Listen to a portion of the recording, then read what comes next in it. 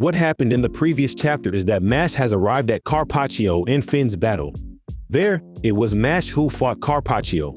When Mashle thought he had quickly defeated Carpaccio, Carpaccio just returned the wound he had received to him. It was explained here that Carpaccio is a chosen one of the Master Cranes. There are 13 Master Canes believed to exist in that world, and they give blessings to the talented magic users they choose. Carpaccio explained there that the blessing he received from his wand is that since he was born, he no longer feels pain, and he can transmit any pain he feels to his opponent. At first, our protagonist seemed to be at a loss and was just attacking while Carpaccio was hurting him. However, when he was filled with rage due to Carpaccio's belittling of Finn, he rained a multitude of punches, and at those moments, Carpaccio learned that his goddess statue has a limit. That statue cracked and transformed, seeming to become a rampaging monster.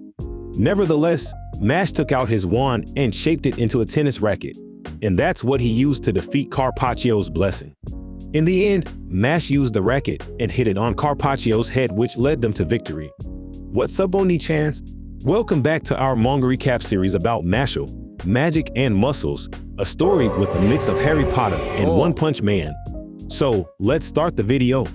As the thrilling story of Mashle in a world full of magic continues, we move to the conclusion of his battle with Carpaccio. It showed the incredulous spectators questioning what just happened. Did what they watched really happen? Carpaccio, they said, was a savant chosen by a Master Cane, and Mashle just used him as a tennis wall. They were shocked and yelled that Mashle defeated Carpaccio. Wahlberg's comment was that it was a total victory against a Master Cane user. In the next scene, Carpaccio is just lying on the ground while being looked at by Mashle. Carpaccio seems to be gasping and can't move. In his mind, he wondered if that was pain. He can't stop bleeding, and each heartbeat brings pain throughout his body. He questioned if that's what pain really feels like. It's so bad and terrifying. He also realized and wondered how Finn endured all he did to him for other people. He saw Mashle looking at Finn sleeping, recalling what Mashle said, asking if he would still fight as bravely as Finn against him. In the end, he stated the obvious difference in strength between him and Finn. He was totally outmatched. Elsewhere, Margaret faced a group consisting of Ayorayo Morris and Mort Amato. Margaret listened to the surroundings, which made Ayorayo wonder. Margaret said that he hears the note Trey. The two did not understand this. Margaret explained that power and pitch are the same to him. In terms of solfege, their strength was Ray. The higher their pitch, the stronger they are, and they were just higher than Do, the lowest. It was impossible for them to show him the coming of spring and be kind, and just leave their crystals there. The two were irritated at this and pointed out that it was a 2-on-1 situation, and Margaret didn't know what he was talking about. Moore summoned wolves using his spell wolves, and Ayorayo used rocks. In Moore's thoughts, he knew Margaret was as strong as the last divine visionary candidate, but they had each collected 3 coins. They were top class. They wouldn't lose in a 2-on-1 fight. Nevertheless, Margaret just used sounds and said Ray, a drop of gold and sun, where Ayorayo and Moore's magic was nullified. When Margaret attacked, the two tried to use their defensive spell. Their magic was struggling while thinking how they were losing to one student in a 2-on-1 battle, only using a beginner spell. In the end, Margaret broke their defense, and the two were sent flying. Ayorayo thought he couldn't stand up while his crystal fell from him. While Margaret reached for the crystal, he told them that his pitch was T. Because even together, they could only reach Ray. Margaret expected it to be clear to them the gap in strength between Margaret and them. After that, while the two were struggling to stand up, Margaret left. Suddenly, the host shouted that one team had been eliminated, so the exam was over. Dot was surprised at this, realizing that he didn't do anything. In the next scene, the contestants returned to the arena and were cheered by the audience. Mashle and Dot immediately celebrated while chanting "Go Mushroom." What happened was that the two acted as if they were interviewing Mashle as an MVP, and Mashle's response was that he wanted cream puffs. Dot then shouted that they had gotten the answer and that they were done there. Suddenly, the surroundings went silent, which made Mashle curious. Mashle noticed it, and Wahlberg explained to him that the next thing coming to him was his toughest trial. The audience was scared and said that the real game was about to start.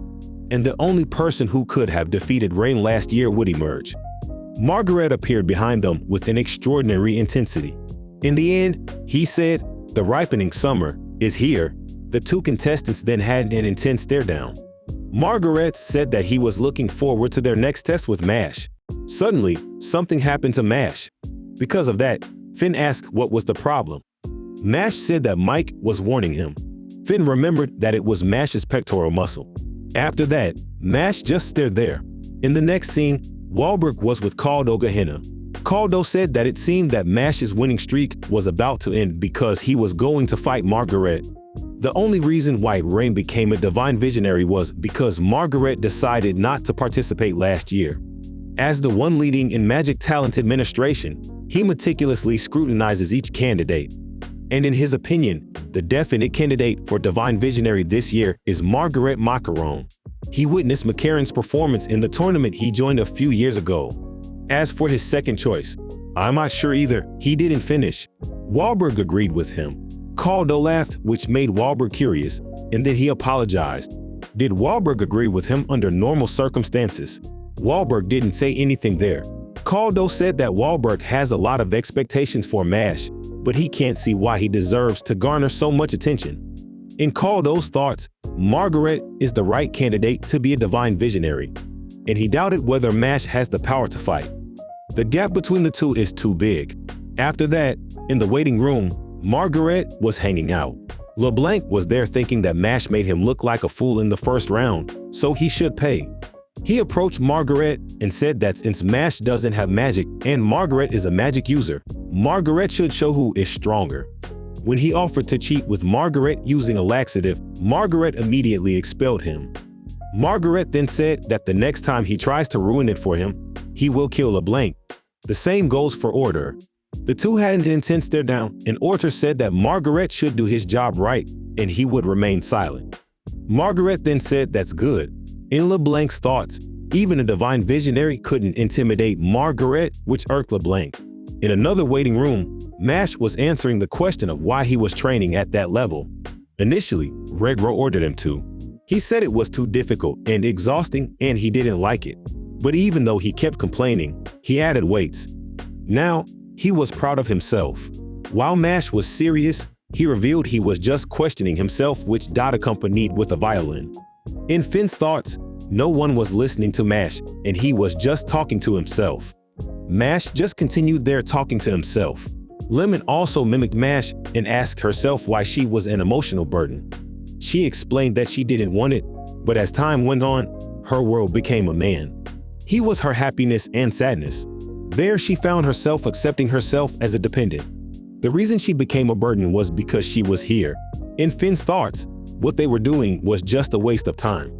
Suddenly, Dot danced and asked Lemon if she could love him, to which Lemon responded, absolutely not.